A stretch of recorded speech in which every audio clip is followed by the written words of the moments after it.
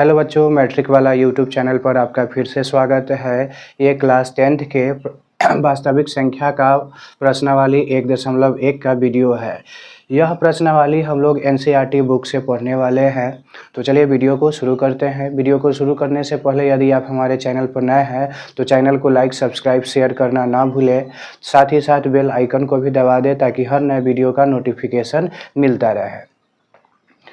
तो आज प्रश्नावली 1.1 का पहला क्वेश्चन है, यूक्लिड निम्नलिखित संख्याओं का HCF ज्ञात करने के लिए यूक्लिड विभाजन एल्गोरिदम का प्रयोग कीजिए।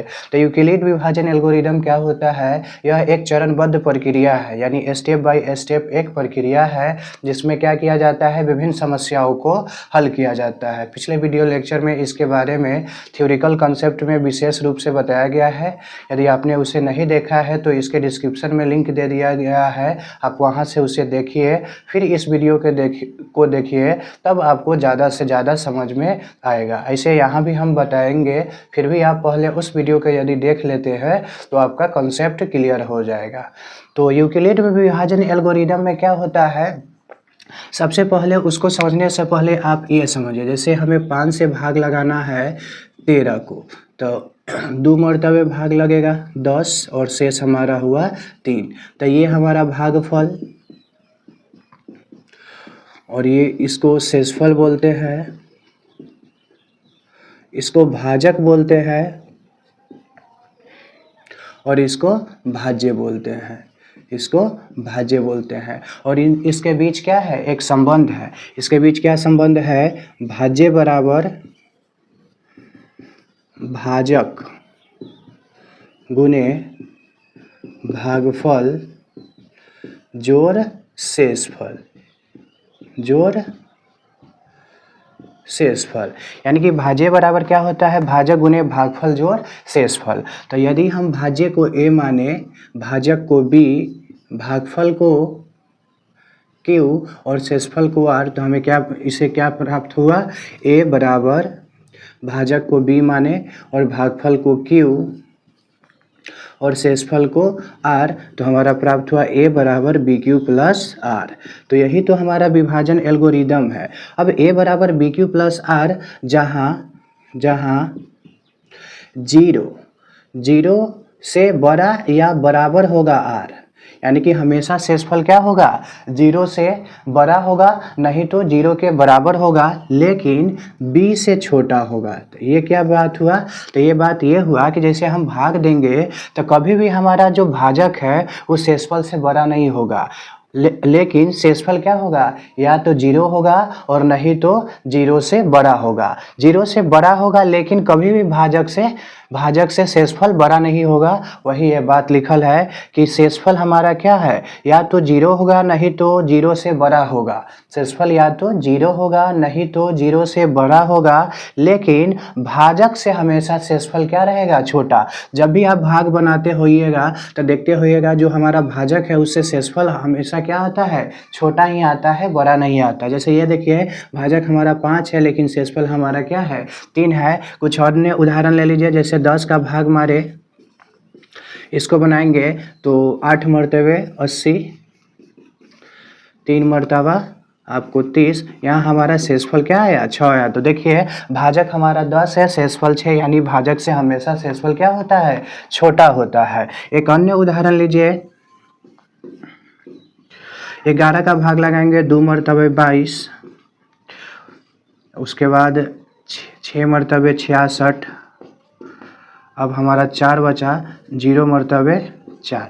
तो हमारा क्या हुआ, शेषफल भी हमारा क्या हुआ, भाजक से छोटे, यानी हर स्थिति में शेषफल हमारा भाजक से छोटा ही होता है। तो वही बात लिखा हुआ है, A बराबर BQ प्लस R, जहाँ 0 के बराबर या 0 से बड़ा होगा, 0 के बराबर होगा, यानी कि शेषफल हमारा 0 होगा नहीं तो 0 से बड़ा होगा, लेकिन भाजक से क्या होगा, छोटा होगा। तो आशा करता हूँ कि आप लोगों को यह बात समझ में आया होगा। तो इसे अपने सभी दोस्तों में शेयर ज़रूर करें ताकि सभी लोगों के पास यह वीडियो पहुँच सके और उन्हें भी इसका लाभ मिल सके। तो चलते हैं हम अपने प्रश्न की ओर।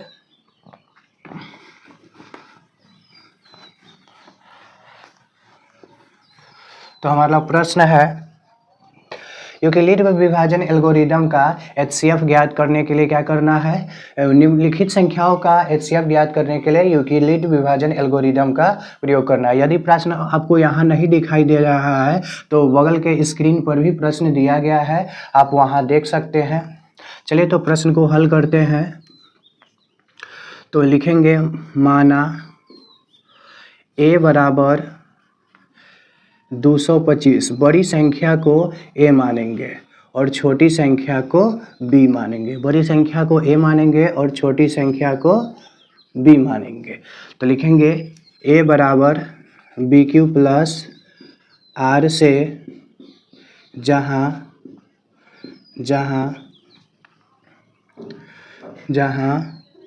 ये नहीं भी लिखेंगे तभी भी काम चलेगा। तो a बराबर हमारा 225 हुआ और b बराबर 135 हुआ। तो चलिए रफ में पहले इसका महत्तम निकाल लेते हैं। एक मर्तबा लगेगा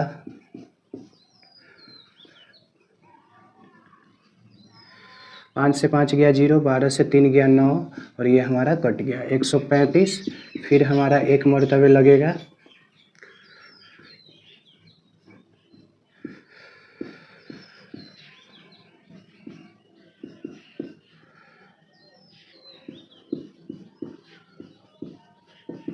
तो ये हमारा क्या हो गया, कट गया, यानी 3 चरण में ये हमारा क्या हुआ, कटा। तो ये बीच वाले को क्या बोलते हैं a, इसको बोलते हैं भाजक को b और से भागफल को q और शेषफल को क्या बोलते हैं r। तो चलिए इसको सॉल्व करते हैं।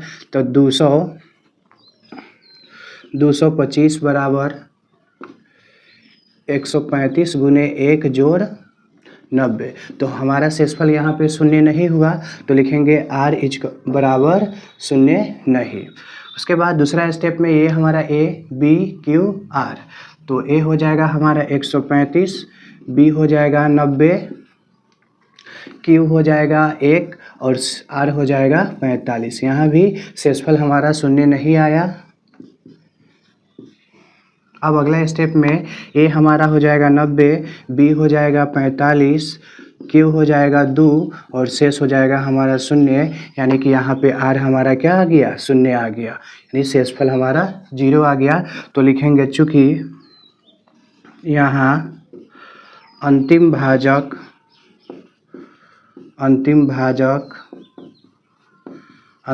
कितना है, 45 है। अंतिम भाजक कितना है, 45 है और शेषफल शून्य है और शेषफल शून्य है। अतः 225 और 135 का HCF कितना हुआ, 45। यही हमारा आंसर हुआ। आप इसे समझते चलते हैं। अब हम अपने अगले प्रश्न की तरफ। आप एक बार स्क्रीनशॉट ले लें। इसे आप रफ में भी कर सकते हैं, यहाँ बनाने की इसकी कोई ज़रूरत नहीं है। इसे हम ज़्यादातर कोशिश करेंगे रफ में ही करने का। यदि आप यहाँ बना भी देते हैं तो इससे कोई नुकसान नहीं है। तो मिटाते हैं। आपको वीडियो पसंद आता हो तो वीडियो को शेयर ज़रूर करते रहे।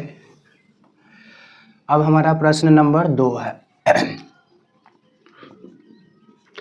तो प्रश्न नंबर 2 में बड़ी संख्या को हम a मानेंगे। तो a है हमारा 38,220 और b हमारा हो जाएगा 196।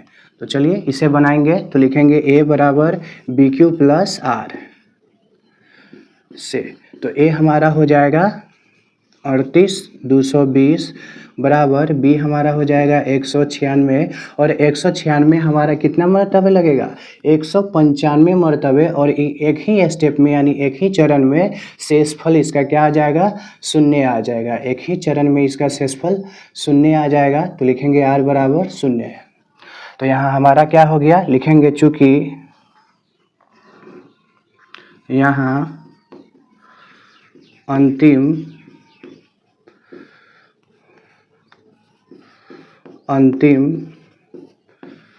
भाजक 196 और शेषफल 0 है, अतः 196 और 38220 का HCF 196। ठीक है, अब चलते हैं, आप स्क्रीनशॉट लेते रहे, चाहे आप हमारे साथ ही बनाते रहे। तो अगले प्रश्न की तरफ चलते हैं। 3 नंबर प्रश्न हमारा,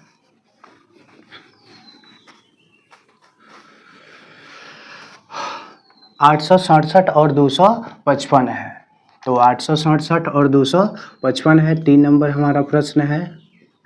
तो यहाँ पे a बराबर हो जाएगा 867 और b बराबर हो जाएगा 255। तो लिखेंगे a बराबर बी क्यू प्लस आर से, a बराबर बी क्यू प्लस आर से। तो 867 b हमारा 255 हो जाएगा। तो चलिए पहले महत्तम निकाल लेते हैं।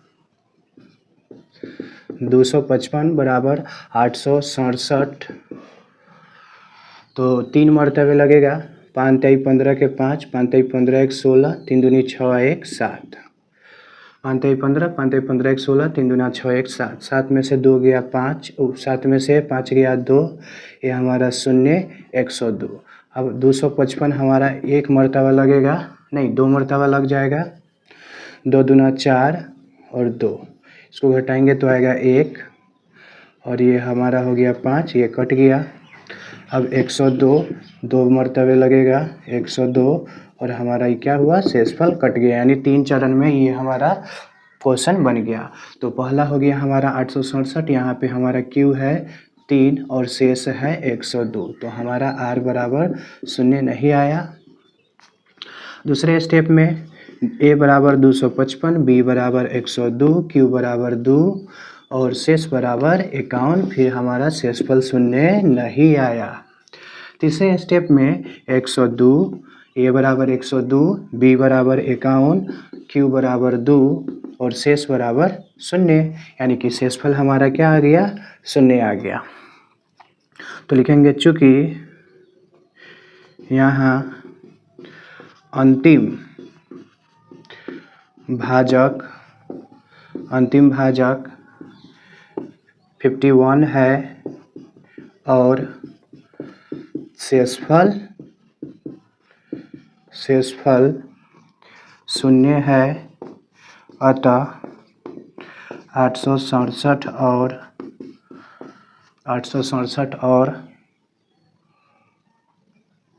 255 का मौसा 51 हुआ। यही हमारा आंसर हुआ, 255 का मौसा 51 हुआ। तो आशा करता हूँ कि आप लोगों को वीडियो समझ में आ रहा होगा। तो जब समझ में आ रहा है तो चैनल को लाइक, सब्सक्राइब और शेयर करना ना भूलें। चलते हैं हम अपने अगले प्रश्न की तरफ। आप इसका स्क्रीनशॉट ले लें।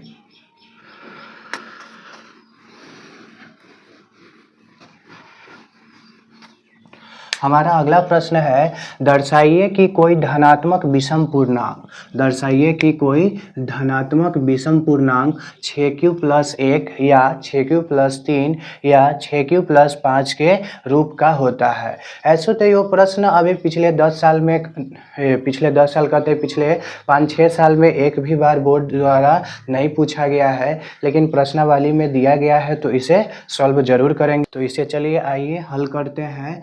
तो धनात्मक विषम पूर्णांक क्या होता है, वैसी संख्या जिसका क्या हो, जोड़ा नहीं लगे। पिछले वीडियो लेक्चर में इसके बारे में भी बहुत अच्छे तरीके से बताया गया है। तो दर्शाए कि कोई धनात्मक विषम पूर्णांक 6q प्लस 1 या 6q प्लस 3 या 6q प्लस 5 का रूप नहीं होता है। तो इसको हल करने के लिए क्या लिखेंगे, माना कि ए कोई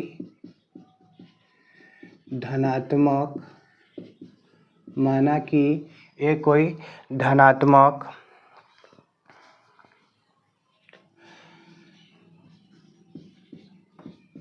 पूर्णांक है, माना कि ए कोई हमारा क्या है, धनात्मक पूर्णांक है।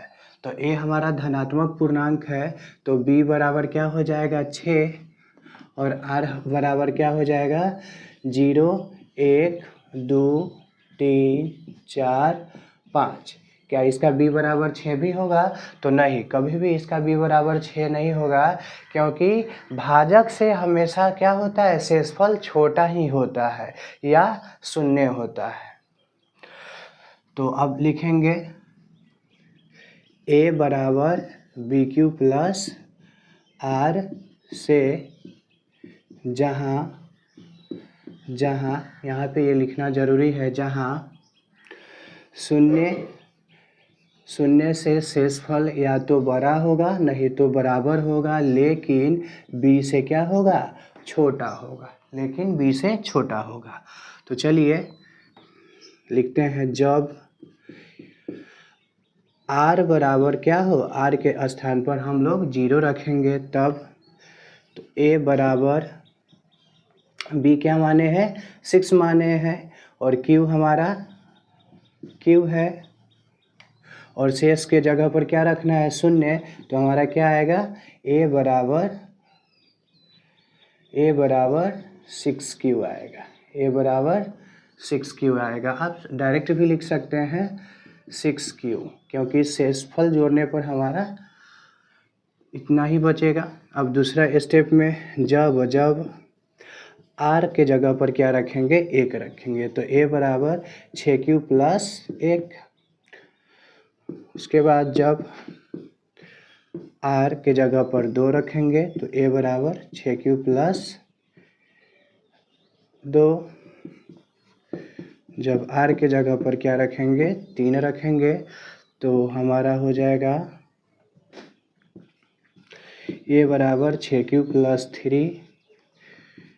जब r के जगह पर 4 रखा जाए तो हमारा हो जाएगा a बराबर 6q प्लस 4, और जब r के जगह पर 5 रखा जाए तो a बराबर 6q प्लस 5। तो अब देखेंगे यहाँ पे, पहले सम देखें, तो ये हमारा सम है, दूसरा वाला भी सम है, 4 वाला भी सम है। तो लिखेंगे चूँकि 6q या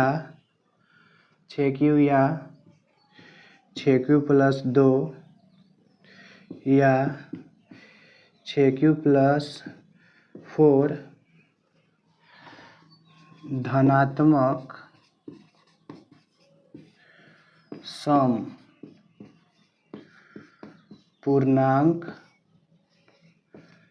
है। चूँकि 6q या 6q प्लस 2 6q प्लस 4 धनात्मक समपूर्णांक है, तो ये सभी धनात्मक समपूर्णांक है, 6q प्लस 2 6q प्लस 4। तो जो बच गया वो हमारा क्या है, धनात्मक विषम पूर्णांक है। और यही तो हमें दिखाना था कि दर्शाए कि कोई धनात्मक विषम पूर्णांक 6q प्लस 1 या 6q प्लस 3 या 6q प्लस 5 का एक रूप होता है। तो लिखेंगे अतः 6q प्लस 1 या 6q प्लस 3 या 6q प्लस 5 धनात्मक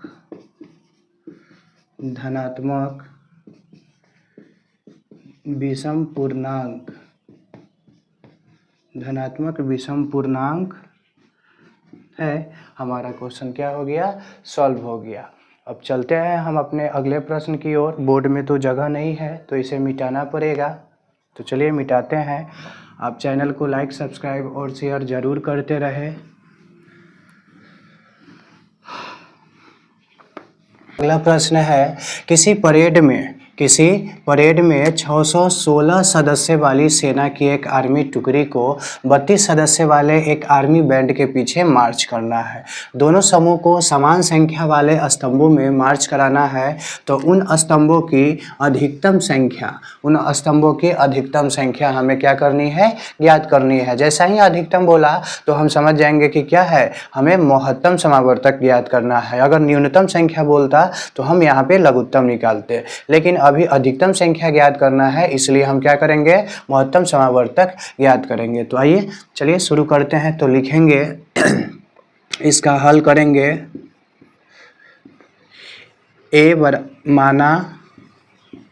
माना a बराबर जो बड़ी संख्या है उसे a मानेंगे तो 616 और b बराबर हमारा क्या हो जाएगा 32। तो a बराबर BQ प्लस R से, a बराबर BQ प्लस R से। चलिए रफ में पहले हम इसका महत्तम ज्ञात कर लेते हैं। तो 32 616 ये हमारा 19 मरतबे लगेगा 608, 16 में से 8 गया आपका 8, ये हमारा कट गया 32, 8 चौके 32, ये क्या हो गया, कट गया। यानी कि 2 चरण में हमारा ये क्या हो गया, समाप्त हो गया। तो लिखेंगे 616 बराबर 32 गुने 19 जोड़ 8। यहाँ पे हमारा r बराबर 0 नहीं आया। अब लिखेंगे 32 बराबर 8 गुने 4 जोड़ 0। तो यहाँ पे हमारा शेषफल क्या हो गया, 0 आ गया। तो यहाँ पे क्या निकालना है, अधिकतम संख्या, स्तंभों की अधिकतम संख्या। तो लिखेंगे स्तंभों की